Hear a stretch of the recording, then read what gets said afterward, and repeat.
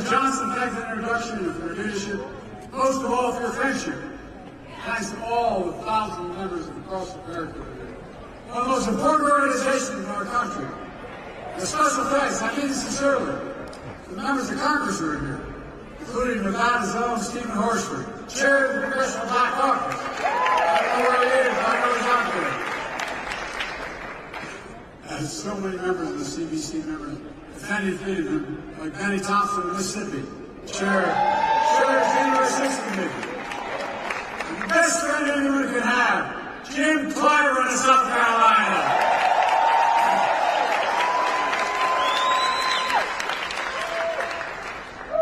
In case you didn't notice, Jim turned around for me.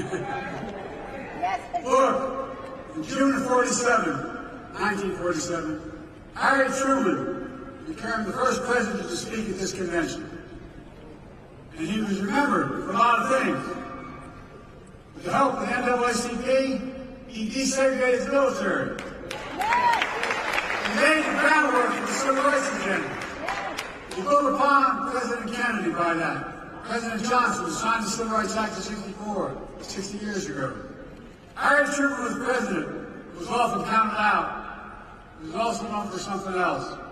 The story goes, Truman said, "You want a friend in Washington?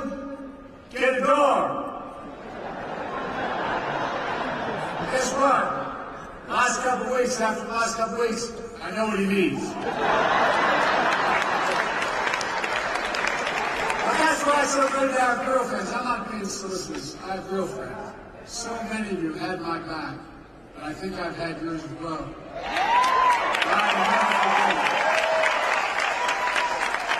I see a couple of Delaware folks here still. One of my best friends, when I was a lifeguard in projects, he was, his nickname is Mouse.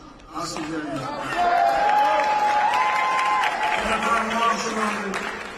Loyal as hell. I'm truly honored to be here. It is this tense moment in this country. It is a tense moment. Just a few days after the assassination attempt on Donald Trump, we're grateful he was not seriously injured. We continue to pray for him and his family. It's time for an important conversation in this country. Our politics has gotten too heated. I said the Oval Office on Sunday night, as I made clear throughout my presidency, we all have a responsibility to lower the temperature and condemn violence in any form. You gotta remember, we're not enemies, we're friends, we're neighbors, we're fellow Americans. Most importantly, let's fully and firmly reject not only political violence, but violence of any kind. Period. No exceptions. I have to say with one voice, violence is not the answer. That's what we should rally around as a nation. That's the unity I'm talking about. Few organizations know that better than the NAACP. For the race riots in Springfield, Illinois in 1908, the NAACP was formed. That's what started it.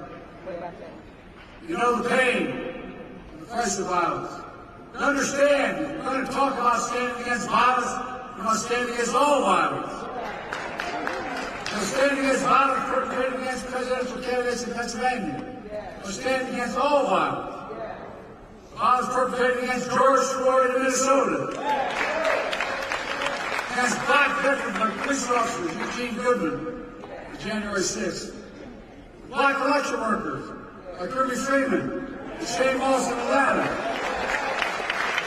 To stand against the violence and intimidation of white supremacy, the murder, innocent lives in the grocery store in Buffalo, New York when I went up there. Mother Emanuel Church in Charleston, South Carolina. To stand against the violence and murder of children in Sandy Hook and Uvalde. Concert goers in Las Vegas. Innocents on the street all across America that never make the news because Uvalde every day in the communities across the country. You're going to be outspoken on one, don't be silent on others.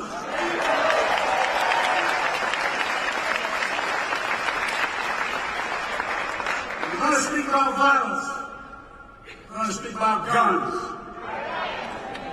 More children in America die of gunshot wounds any other reason, that's stunning and that is sick.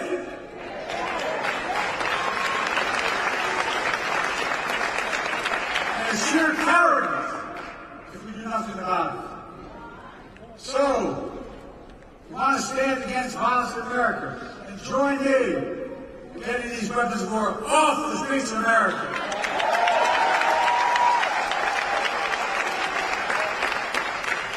An AR-15 was used in the shooting of Donald Trump. This was an assault weapon that killed so many others, including children. It's time to outlaw them. I did it once and I will do it again.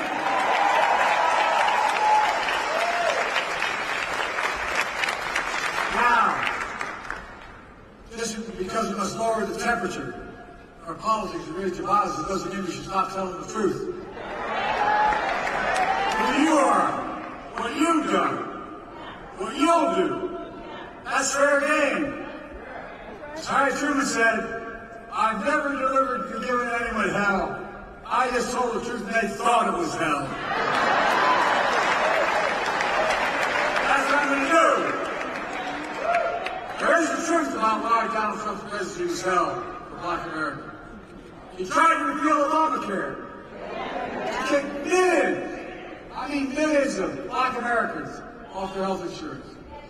He had a $2 trillion tax cut that overwhelmingly benefited the super wealthy, the biggest corporation, and exploded the federal debt larger than any one president has in one term.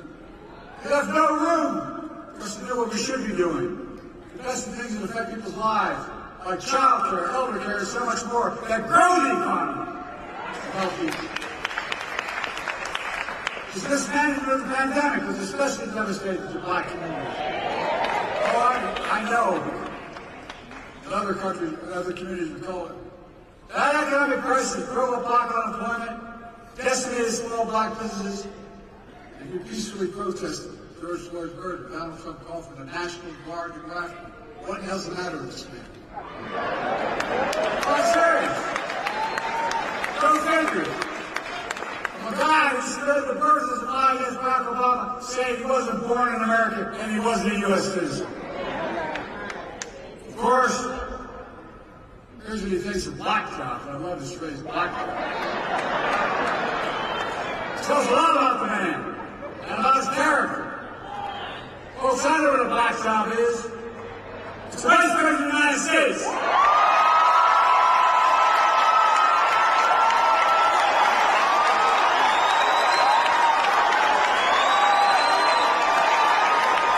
I know what a black job is. The first black president of America is Barack Obama.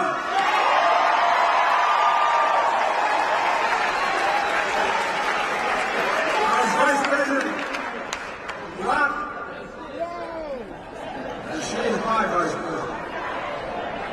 I nominated the first Black Secretary of Defense in American history. They're doing one hell of a job. I nominated the first Black woman to the United States Supreme Court.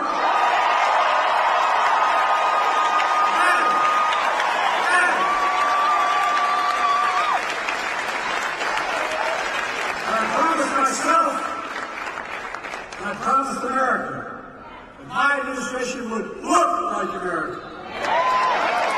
I'm proud to be the most diverse administration in all of history and tackling the full talents of the nation. That's who we are.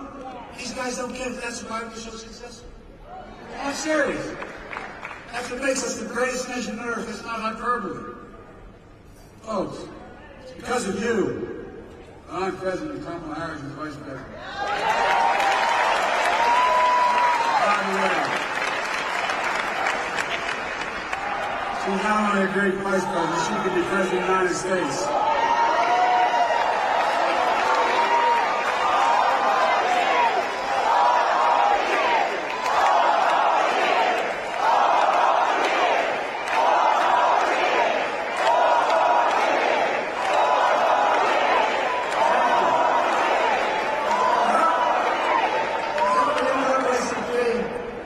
Black elected members in the Congress, we've got so much done. Seriously, the president's historian said we've gotten more done with consequence than any president since Franklin Roosevelt. Just think about where the black community was when I came to office. Think about how far the black community has come. We still have a long way to go. COVID no longer controls our lives.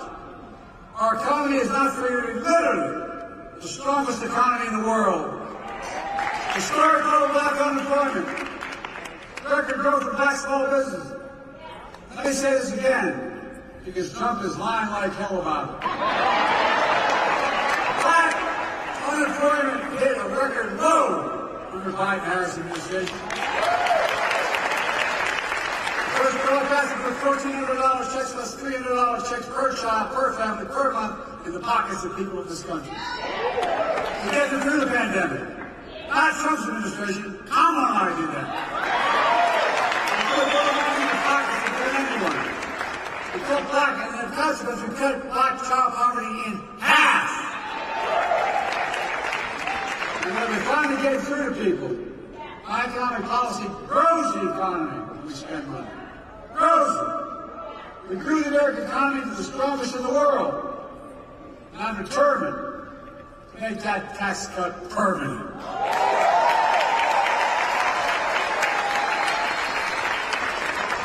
No child should ever go hungry in America. And by the way, all the data shows that they can't let them tell us we drive up deficits. They drive up deficits. When you have child care, guess what? Mom or dad can work. And the child can be safe. We're connecting black neighborhoods that were cut off from old highways and disinvestment decades ago. My city, Wilmington, Delaware, I-95 runs up through what used to be the black community, divided, 6 lanes wide. We're going to make sure that the state's wanted, we're going to be able to pave over at the top of that and still have the highway. Connecting neighborhoods. We're removing, which is costly, every poisonous lead pipe in a house in America so every child can drink clean water. Without fear of brain damage. We're delivering high-speed and affordable broadband. No child should have to sit out in the parking lot with their moms in front of McDonald's so they can get out of line to do their homework. And because of you, not only protecting Obamacare, you allow me to increase it, making health care more affordable, and by the way, more than it's ever been, millions of African Americans now have health care because of it. We're putting home ownership within reach. How do you generate generational wealth, no matter what community you're from? I know how we did it. Everything got stuck in Scranton with no jobs. Moved to Delaware. Dad worked like hell to get down payment to buy a small house. That's how you build equity. As small as a 3-bedroom split-level home with 4 kids and a grandpa living, but it was a home, and he was able to build some equity. Look, we're making the most significant investment in climate ever in all of history.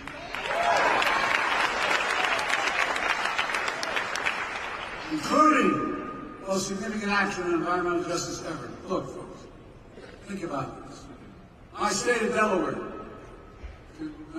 not many don't know my state. My state of Delaware has a Delaware River runs up on Jack. But at the top of the state, there's a half moon, and it comes up along more oil refineries on the other side of that half moon in market-looking areas than anywhere in the country, including Houston. And guess what? Wind blows southeast. We had the highest cancer rate for the longest time. Do you know who's affected? Fence line communities. You know the fence line communities are black communities. And I promise, as we make this legislation work, we're going to take care of those communities first. I mean it. Same way in Louisiana, same way in other places. Look, we received student debt for more than $4 billion borrowed. Significant amount of black borrowed. I don't know how many have called me, say, Mr. President, I've got phone numbers, I've called them back. Mr. President, thank you. I couldn't get married. debt was so large. Couldn't have children. Couldn't think of, no, sir, you know it. Couldn't buy a home. But what you did, you freed me of my debt, and you gave me $10,000 for a down payment on a home.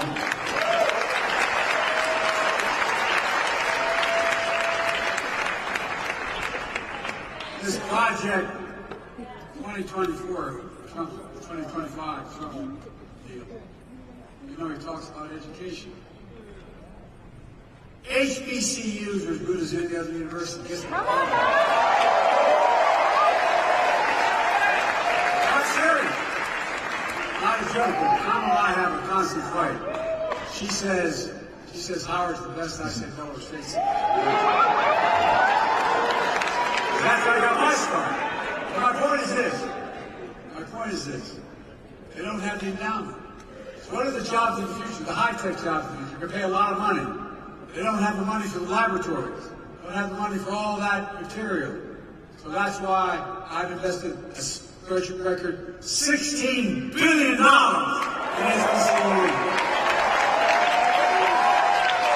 No HBCU is going to get less qualified than anywhere else.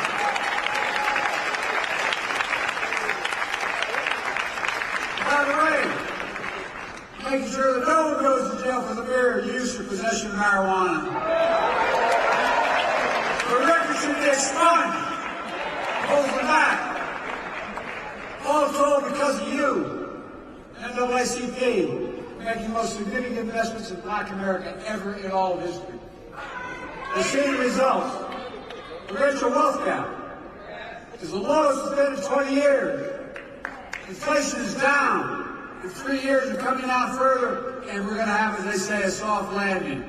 Folks, you're going to see us grow faster and faster. That's not just my view. It's the view of 16 Nobel Prize-winning economists. We put out a statement looking at my economic plan and Trump's. They said my plan will continue to lower inflation, continue to grow the economy. Prices are falling. Cars, appliances, groceries. We're going to keep corporate greed at bay. But here's the thing, what they said about Trump.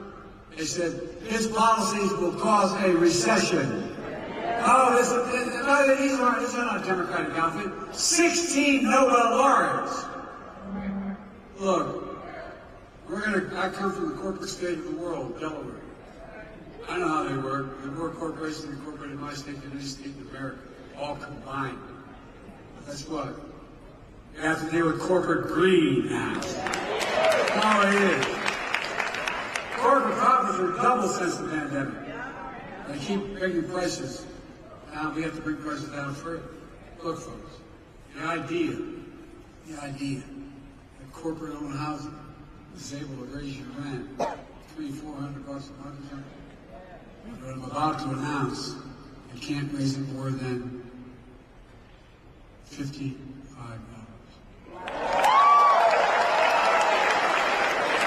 That could be the thing in place. Bottom line is just get started. Well, no, it's not enough to talk about the past. We need a vision for the future. Here's my plan for the first 100 days of the second term. Tom and I are calling on Congress to pass the John Lewis Voting Rights Act.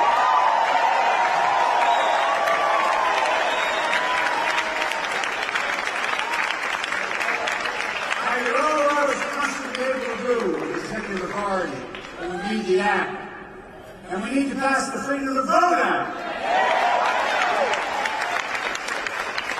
Now sign the vote for the law immediately. And guess what? Come hell or high water, we're going to restore Roe v. Wade as the law of the land.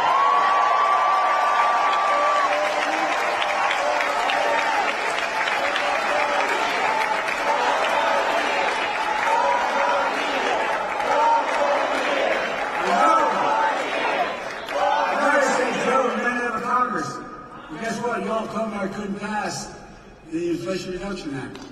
Y'all told me I couldn't face the... Anyway. Your help. Republicans blocked police reform in Congress. So I signed a historic executive order on police reform. I'm going to come back and we'll sign George Floyd and Police Enacting the Law. I'm going to stop stop them in their program on 2025. I'm going to stop them from cutting Social Security and Medicare. I'm going to expand Social Security and Medicare by making the very wealthy begin to pay their fair share. In the written challenge, I said we're going to build 2 million affordable homes. The cap rent increases at 5% a year so corporate landlords can't God. Anyway, I'm going to get very upset. But just gouging them. And we're going to keep relieving student debt. We're going to end medical debt. The already made sure medical debt can no longer be put on a credit report. Our normal states will work out medical debt for pennies on the dollar, so it's not hanging over you the rest of your life. We're going to raise the federal minimum wage. Our first term, we capped the cost of insulin procedures at $35. Total drug cost procedure, beginning in 2024-5, at $2,000. And some of those cancer drugs are $10,000, $12,000, $14,000 a year. But the second term, we're going to do that for not just seniors, for everyone in America. By the way, not only saves lives, it will save taxpayers. Guess what I did on the first round on the Medicare? It saves the taxpayer $160 billion. You don't have to pay these exorbitant prices. Anyway. This year, Medicare is negotiating lower prices for some of the costliest drugs in the market. That threats everything. That treats everything from heart disease to arthritis. In the next term, I'm going to go further. Give Medicare the power to negotiate lower prices for 50 drugs a year, not 10.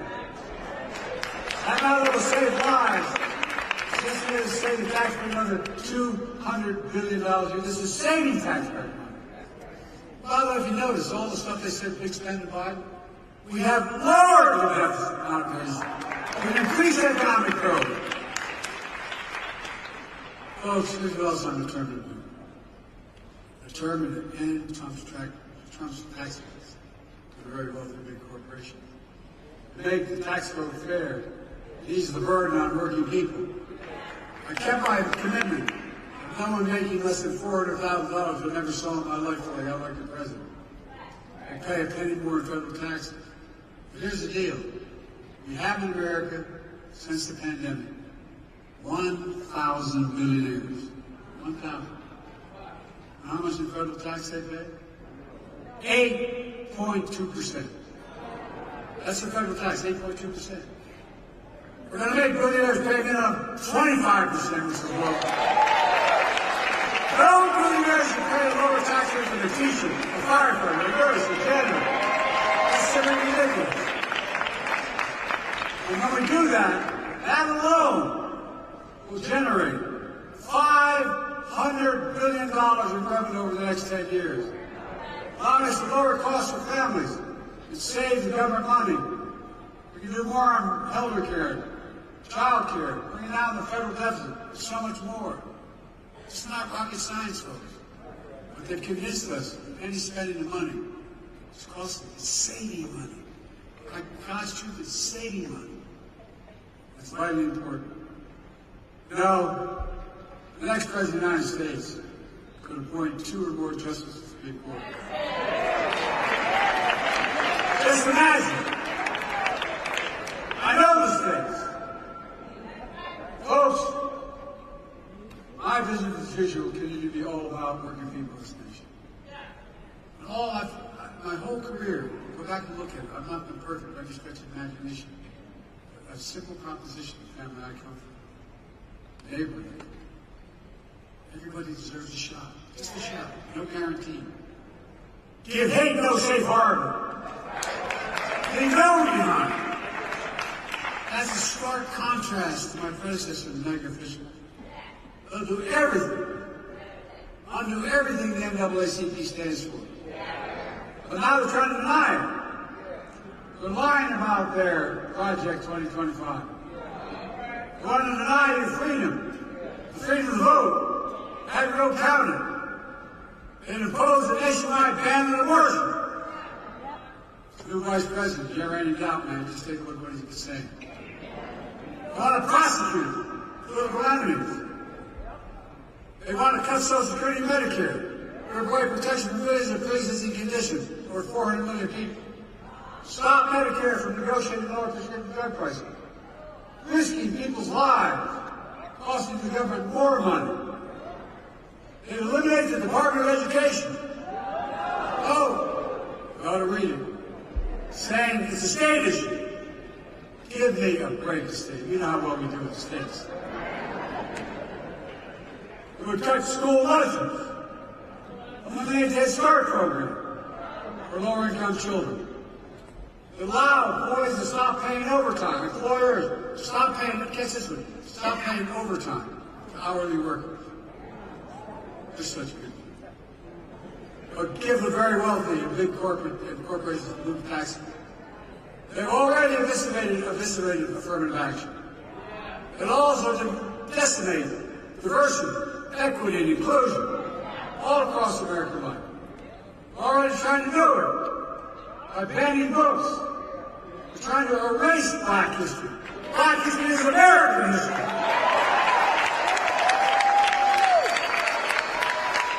Folks, I'm not being dramatic, but we cannot let that happen. That's why it's so important to me. It's so important to me to make Juneteenth a federal holiday. People are going to know what happened.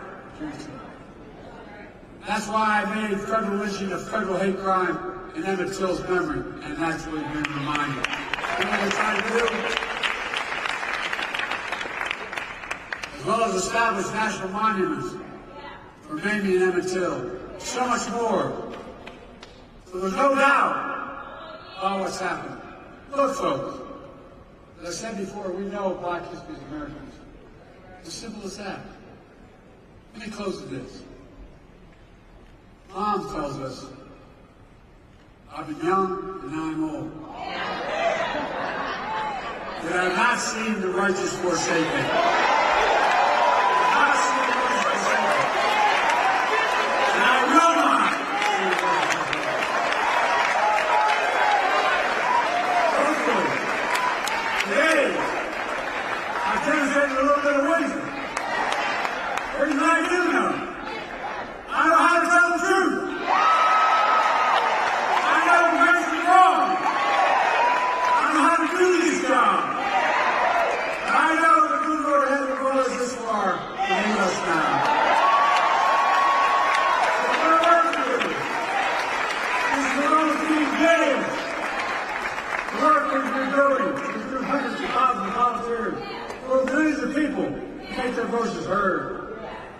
A well-determined American future for decades to come.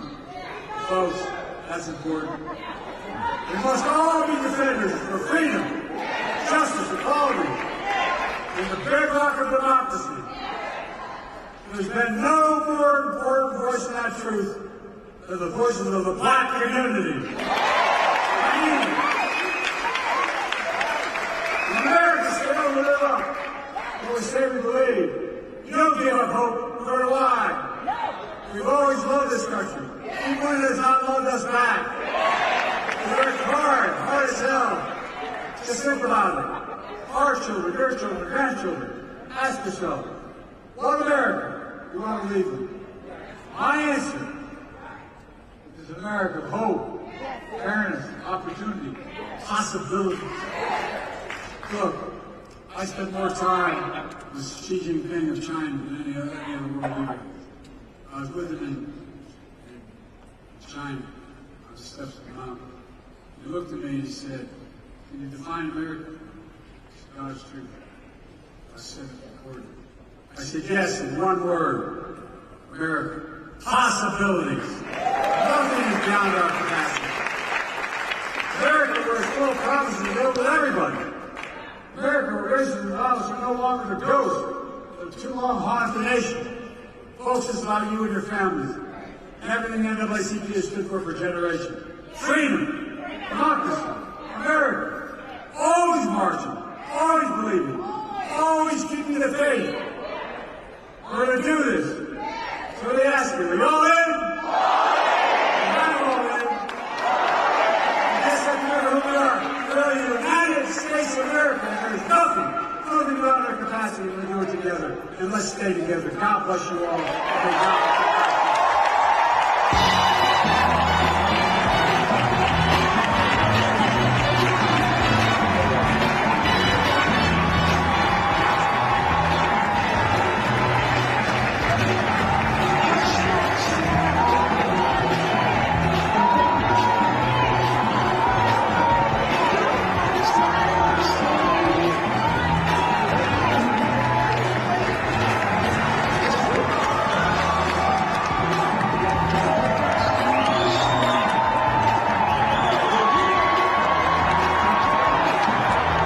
Attention, all attendees.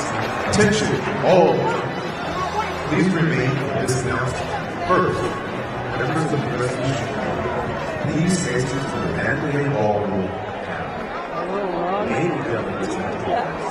We welcome you.